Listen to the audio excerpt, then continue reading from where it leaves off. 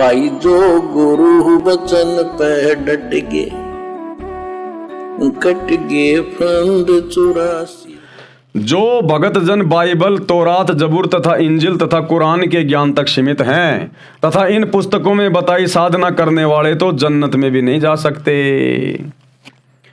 मुसलमान धर्म के अंदर तौरात, जबूर, इंजिल, कुरान मजीद, कुरान शरीफ और बाइबल, इनके अनुसार भक्ति साधना करने वाले तो स्वर्ग में भी नहीं जा सकते, जन्नत में भी नहीं जा सकते,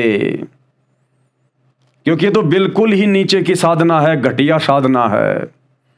अरे गीता में और वेदों में कम से कम ओम नाम तो साफ साफ लिखा हुआ है। उस ओम नाम का जाप करके आप इस ब्रह्म शैतान के महास्वर्ग में जा सकते हो, आप उसकी जन्नत में जा सकते हो। लेकिन मुसलमान धर्म की पुस्तकों में तो इसने वो ओम नाम भी छुपा दिया, खाली ऐन लिख दिया, ऐन सीन काफ। तो मुसलमान धर्म के भाई बहन तो मरने के बाद में उनको तो जन्नत भी नसीब नहीं होती, जन्नत भी। तो भाई और बहनों, परमात्मा के इस प्रयास को समझो जो आप भाई बहनों के लिए, अपने बच्चों के लिए उन्होंने जो ये पवित्र पुस्तक लिखी है। मुसलमान नहीं समझे ज्ञान कुरान, आप विचार करो, सत्संग सुनो। जब तक सत्संग सुनना शुरू नहीं करोगे आप जिस समझ नहीं पाओगे, शैतान के षड्यंत्र से बाहर नहीं निकल पाओगे। अब उदाहरण दे रहे हैं गुरुदेव कि मुसलमान धर्म की इबादत में जन्नत तक भी नहीं जाया जा सकता। क्यों? बाबा आदम जी इनके सबसे ऊंचे नबी थे। जो साधना आदम जी ने की वही इबादत हजरत आदम की संतान यानी हजरत आदम से अन्य हजरत मोहम्मद तक के अनुयायियों तक कर रहे हैं। हजरत आदम जन्नत तथा जहन्नुम यानी स्वर्ग तथा नरक के बीच वाले स्थान पर बैठा था। वह स्थान पितरलोक कहा जाता है। हजरत आदम भी पितरलोक में बैठा हुआ, पितरलोक में, प्रेतलोक में।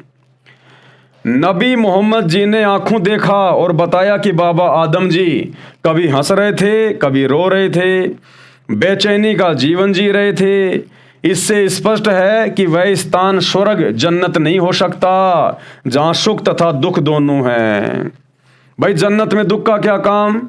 लेकिन हजरत आदम जहां बैठे हुए थे, जब हजरत मोहम्मद जी को जिब्राइल नाम का फरिश्ता बुराक जैसे खच्चर पर बैठाकर, उस जानवर पर बैठाकर उनको ऊपर ले गया, तो वहां हजरत मोहम्मद जी ने देखा कि एक व्यक्ति बाईं ओर देखकर रो रहा है, बेचैन है, दुखी है, दाईं ओर देखकर खुश हो रहा है, मुस्कुरा रहा है। तो हजरत मोहम्मद जी ने कहा कि ए जिब्राइल, ये व्यक्ति कौन है जो बाईं ओर देख के बेचैन हो रहा है, दुखी हो रहा है, और दाईं ओर देख के खुश हो रहा है? तो जिब्राइल ने कहा कि ये इंसानों का बाप और तुम्हारा प्रथम नबी हजरत आदम है। इधर बाईं ओर जहन्नुम में, नरक में इसकी बद संतान है, उनको दुखी हुआ देखकर ये रोता है, बेचैन होता है। और इधर दाईं ओर इसकी नेक संतान है, जन्नत में, स्वर्ग में, उनको देखकर ये प्रसन्न होता है। तो बताओ भाई और बहनों, तुम कहते हो कि हमारे हजरत आदम जी जन्नत में हैं और हम जन्नत में जाएंगे सब। अब बताइए उस जन्नत में सुख कहाँ हुआ? अरे जन्नत में तो दुख का नामो निशानी नहीं होता। लेकिन हजरत आदम जी तो जन्नत में भी रो रहे हैं, दुखी हो रहे हैं, परेशान हो रहे हैं अपनी बद संतानों को देखकर। तो असल में वो जन्नत में नहीं है, वो पितरलोक में है, पितरलोक में।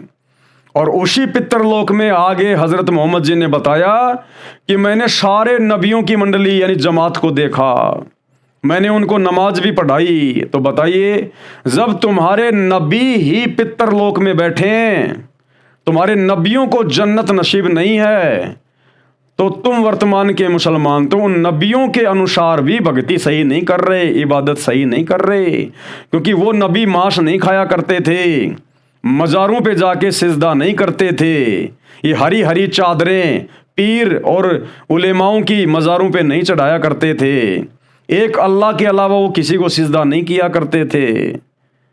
तुम तो आज वो साधना भी नहीं कर रहे जो तुम्हारे नबी किया करते थे।